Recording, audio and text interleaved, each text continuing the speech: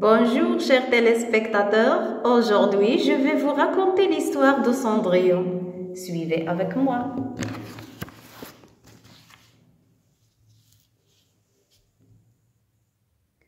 Autrefois, un heureux couple avait une belle petite fille qu'ils chérirent tellement. Un jour, un grand malheur tomba sur cette famille. La maman mourut et laissa donc la fille orpheline. Le père décida de se remarier. Il épousa alors une méchante veuve qui avait 2 filles très laides. La belle-mère considérait la fillette comme une serveuse. La fille était très splendide et belle que ses nouvelles sœurs étaient si jalouses. De bon matin, la méchante femme réveilla la fille pour faire le ménage. La pauvre s'occupait de tous les travaux, même la cheminée. Elle avait tout le temps les mains et le visage plein de cendres. Ses nouvelles l'appelèrent alors Cendrillon. Cendrillon était si triste parce que ces femmes lui causaient tant de mal.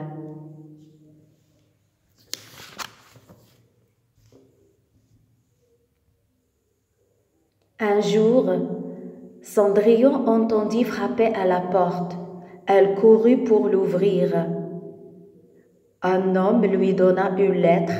Celle-ci était une invitation du prince pour assister à une cérémonie dans laquelle il allait choisir une épouse.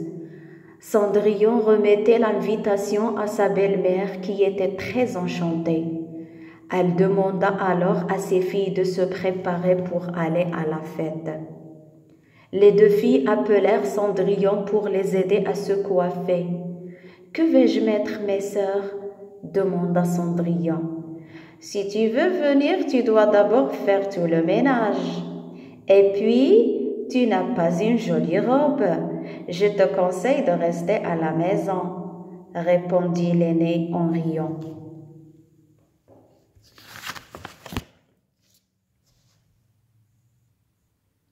La méchante maman ordonna à Cendrillon de laver le linge. « La bonne, reste à la maison, ma chère, » répondit la femme en se moquant d'elle.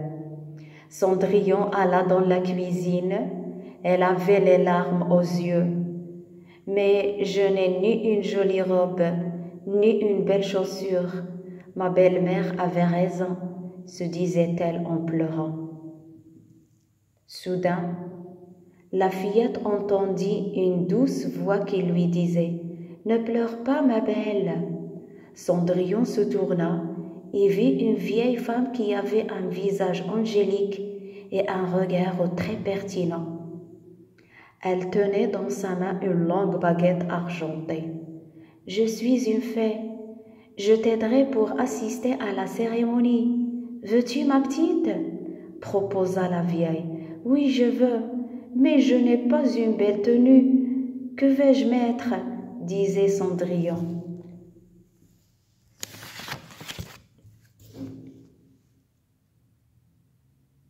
La fée demanda alors une grande citrouille, un grand rat et des souris. Elle frappa d'un coup, la citrouille devenait un merveilleux carrosse. Et d'un autre coup, les souris se transformèrent en chevaux blancs. Ensuite, elle transforma le grand rat en cocher. Enfin, la fée demanda à Cendrillon de s'approcher et de fermer les yeux. Puis elle la toucha avec la baguette. « Ouvre tes yeux, ma belle, et regarde-toi dans le miroir. » La jeune fille était surprise par sa beauté et ses vêtements. Elle entrait dans le carrosse. Avant que le cocher démarre, la vieille recommanda à la fille d'entrer avant minuit. En arrivant, Cendrillon était étonnée par les regards de tous les invités.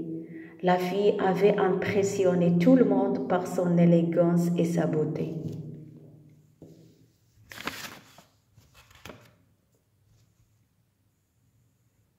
Le prince aperçut de loin la jeune qui lui plaisait beaucoup. Puis il s'approcha d'elle. « Veux-tu danser avec moi ?» demanda le prince poliment. La jeune fille qui admirait le prince mit sa main dans la sienne. Elle passa des moments extraordinaires avec le charmant prince. Or, minuit s'approcha. Cendrillon regarda la pendule et se rappela des consignes de la fée. « Je dois absolument quitter le palais, » disait Cendrillon au prince. La pauvre sortit en courant très rapidement. En effet, elle avait perdu son petit soulier. Le prince la suivit, mais il ne la trouva pas. En montant les escaliers, il aperçut un joli escarpin. Il le prit et rentra dans la grande salle où se trouvaient les invités. « Connaissez-vous la jeune fille ?»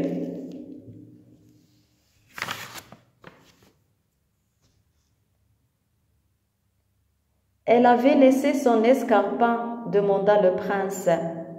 Mais personne n'avait reconnu la venue de la soirée.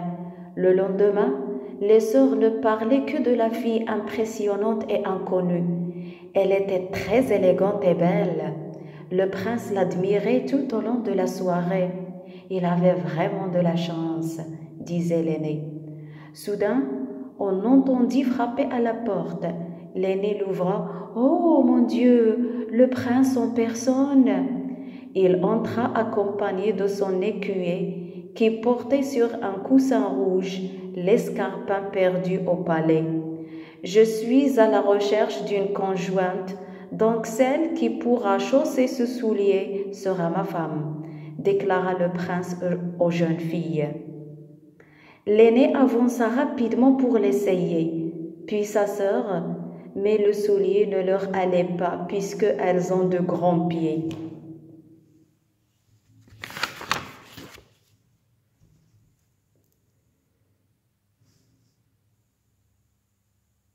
Déçu, le prince décida de poursuivre sa recherche. Cendrillon avait connu son escarpin, toute peureuse de la méchante femme. « Puis-je l'essayer, prince ?» disait-elle. « Mais bien sûr, tenez !» répondit le jeune prince. Cendrillon mit son pied dans le soulier qui lui allait parfaitement. Le prince regarda la fille et d'un coup, il la reconnaît malgré sa robe abîmée. « J'ai retrouvé ma princesse !» cria-t-il. Les deux sœurs étaient émeues et jalouses. Les deux sœurs étaient émues et jalouses. Le jour du mariage, Cendrillon porta une très belle robe de princesse et des bijoux en diamant.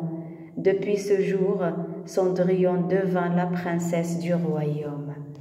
Voilà, c'était ça, l'histoire du Cendrillon. La prochaine fois, je vais vous raconter l'histoire de la Belle et la Bête. Au revoir.